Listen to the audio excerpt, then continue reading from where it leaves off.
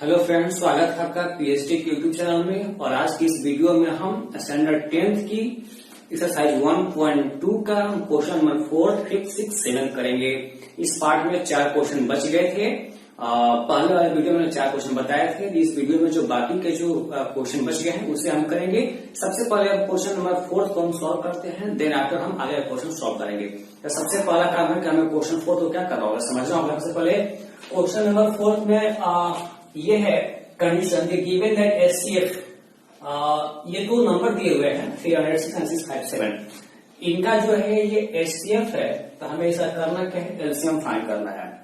यानी कि 2 नंबर का एचसीएफ हमें दिया हुआ है और हमें जो है एलसीएम फाइंड करना है। तो ये फाइंड करने से पहले हमें जो है एक फॉर्मूला होता है, सूत्र है, उससे हमें जो है याद रखना होगा। वो होता क्या है कि LCM into HCF equal first number into second number. Clear? यानी कि LCM into HCF equal to first number into second number. कभी भी इस टाइप के क्वेश्चन अगर आए तो इसी सूत्र का इस्तेमाल करके हम चाहे तो हम जो है बना सकते हैं कोई सा भी क्वेश्चन। तो हमारे पास जो है एलसीएम फाइंड करना है। एचसीएफ दिया हुआ है 9, फर्स्ट नंबर क्या है 306 इंटू सेकेंड नंबर क्या है 657। अगर हम चाहें तो यहां मल्टीप्लाई कर लेते हैं, लेकिन ज्यादा बेटर होगा। सबसे पहले 9 उधर आगे, इसे क्या करते हैं, हम इसे कटा लेंगे, छोटा हो जाएगा, सॉल्व करने में आसानी होगी। सबसे पहले जो है इसका हम साइड चेंज करेंगे। इधर किस फॉर्म में, मल्टीप्लाई के फॉर्म में है, तो इधर आएगा तो क्या हो जाएगा, ये हो जाएगा डिवाइड के फॉर्म में, इधर आएगा। अब देख सकते हैं क्या ये कटेगा क्या, 3 से ये शायद कट जाइए, 3 से ये भी कटेगा 3 बार में, और ये कटेगा इतनी बार में। अभी भी 3 से ये कट जाएगा, 3 से इतने बार में। अब हमारा काम है इसको क्या करना है, मल्टीप्लाई करना। इसे मैं मल्टीप्लाई करता हूं यहाँ आपके सामने रफ पे। मल्टीप्लाई करने के बाद जो आएगा वो हमारा क्या हो जाएगा, एलसीएम हो जाएगा।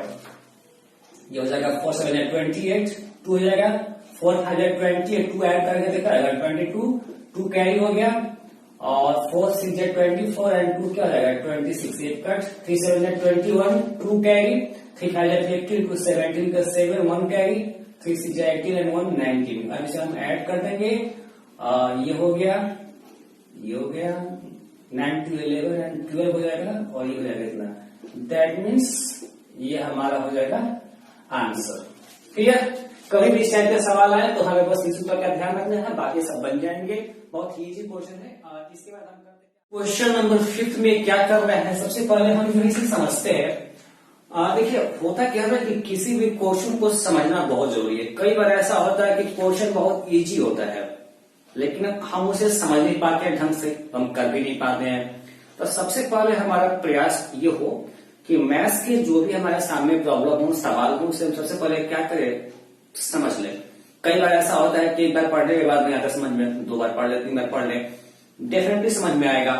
उसके बाद सॉल्यूशन करें तो कुछ ज्यादा इजीली जो है सॉल्व हो जाता है। सबसे पहले जो है ये जो 5th क्वेश्चन है, दिया है चेक। पहले ही लिखा हुआ है चेक, दैट मीन्स हमें चेक करना है, जांच करना है। वेदर 6 के power n can end with the digit 0 for any natural number n।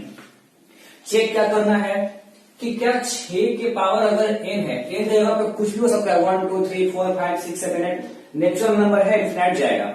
कोई भी नेचुरल नंबर हो, अगर उसका हम निकालेंगे, अगर उसको सॉल्यूशन करेंगे अगर, तो हमें क्या वो संख्या 0 से एंड करेगा।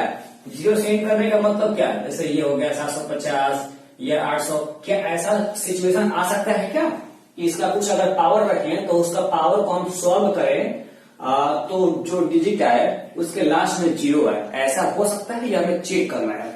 तो सबसे पहली बात तो ये है, हम यहां शर्त क्या रखेंगे, इफ 6 के power ends with the digit 0।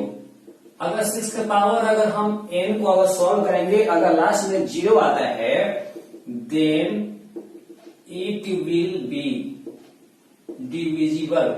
That means अगर कोई भी संख्या के लास्ट में अगर 0 आता है, तो जाहिर सी बात है कि वो संख्या 10 से क्या होगी, डिविजिबल होगी, 10 से कटेगी। ये पहली जरूरी शर्त है कि अगर किसी भी संख्या का लास्ट में है तो जाहिर सी बात है कि वो जो है 10 से कटना ही कटना है, एकदम फिक्स है। अगर जो है 10 से कटेगा, देन इट्स फैक्टर जाहिर सी बात है कि कोई अगर संख्या अगर 10 से कट रहा है तो उसमें जो है ये फैक्टर जरूर आएगा। 2 और 5 आना ही आना है। कोई भी संख्या अगर 50 अगर जो है 10 से कटेगा तो जाहिर सी बात है कि इसमें जो है 2 और 5 आना ही आना है, एकदम श्योर है। तो अब है क्या, हमारे पास जो संख्या दिया हुआ है 6 के पावर n, इसमें अगर हम 6 के अगर फैक्टर करेंगे तो 2 into 3 आएगा। इसमें 2 तो आ गया बट ये 3 है, बट यहाँ पर क्या आना चाहिए, मतलब अगर हम 6 का अगर फैक्टर कर रहे हैं तो इसमें जो है 3 आ रहा है बट 5 नहीं आ रहा है। इसका मतलब ये है कि अगर किसी भी डिजिट के अगर हम जब निकालते हैं फैक्टर निकालते हैं उसमें अगर 2 और 5 शामिल नहीं होता है, दैट मीन्स वो 10 से जो है नहीं कटेगा। और जब 10 से नहीं कटेगा तो जाहिर सी बात है कि उसके लास्ट में जो है 0 नहीं होगा।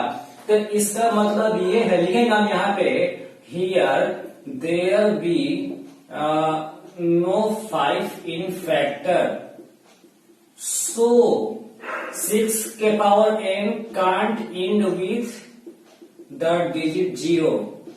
क्लियर? यानी कि अगर जो है अगर उसमें 5 नहीं आया तो इसका मतलब कि 6 के पावर n जो है 0 से एंड नहीं करेगा। ये आपका चेक हो गया। क्लियर?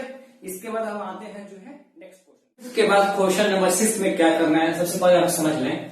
दिया है कि एक्सप्लेन वाई, इतने सारे डिजिट दिए हुए हैं एंड इसमें इतने सारे कंपोजिट नंबर्स, यानी बताना है कि ये और ये जो संख्या दिया हुआ है ये कंपोजिट नंबर्स क्यों है। तब कंपोजिट नंबर्स क्यों है ये जांच करने से पहले हमें ये पहले पता होना चाहिए कि कंपोजिट नंबर होता क्या है। तो बता दूं मैं कि कंपोजिट नंबर वो संख्या होता है जो एक से कट जाए, सेल्फ से डिवाइड हो जाए, माने अपने आप से कट जाए, इसके अलावा भी किसी और संख्या से कटे। क्लियर? वो होता है कंपोजिट नंबर। फॉर एग्जाम्पल अगर मैं 6 लेता हूं तो 6 जो है आपका क्या हो जाएगा, 1 से भी कट सकता है, मतलब 1 से भी डिवाइड हो जाएगा, 2 से भी कट जाएगा, 3 से भी कट जाएगा, 6 से भी कट जाएगा। तो इसलिए इसको हम क्या बोलेंगे, कंपोजिट नंबर बोलेंगे। तो वैसा ही चेक करना है कि ये कंपोजिट नंबर क्यों है। तो कंपोजिट नंबर क्यों है इसे हम चेक करते हैं।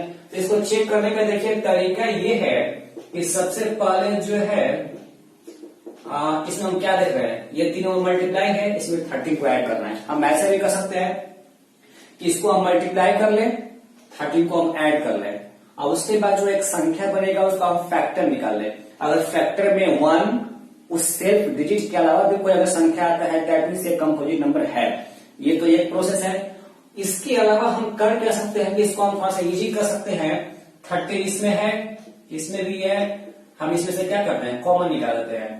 इसमें क्या बच गया, 7 into 11, और इसमें से 30 निकाल गया, दैट मींस यहाँ क्या बच गया, 1। उसके बाद क्या करेंगे, 11 में 7 से मल्टीप्लाई कर देंगे, देन हम 1 को ऐड कर देंगे, दैट मींस 30 into 78। अगर 78 का मैं फैक्टर करूंगा तो क्या आएगा, अगर मैं चाहूं तो लिख सकता हूं 30 into 6, या इसको और मैं आगे कहूं तो ये जो हो जाएगा ये। जाहिर सी बात है कि अगर किसी डिजिट में इतने सारे अगर फैक्टर अगर आते हैं दैट मीन्स ये जो है कंपोजिट नंबर है। लिख देंगे so it is composite number. ठीक है,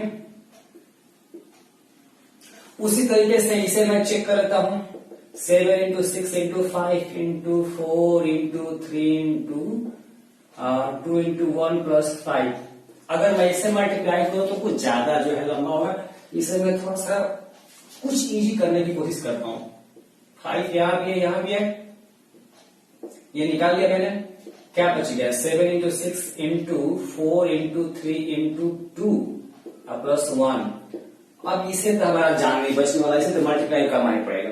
सबसे पहले मैं इसे मल्टीप्लाई करता हूं, 7 में 6 से 42, फिर 42 में क्या करना होगा, 4 से मल्टीप्लाई करना होगा, ये हो जाएगा 168, 168 में 3 से मल्टीप्लाई करना हो जाएगा, और फिर 24 में 4 2 जाएगा, 3 6 18 2 20 एंड 3 into 5 5 4 हो गया, फिर इसमें 2 से मल्टीप्लाई करना होगा,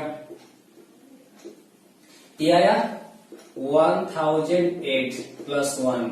अब इसमें हम जो है क्या करते हैं, मल्टीप्लाई करते हैं। जाहिर सी बात है कि अगर इसमें जो है दो संख्या, अगर इस संख्या का अगर फैक्टर आ गया उसमें 1 आएगा ही आएगा, और कोई भी संख्या होगा तो वो जो है सेल्फ से कटेगा ही कटेगा।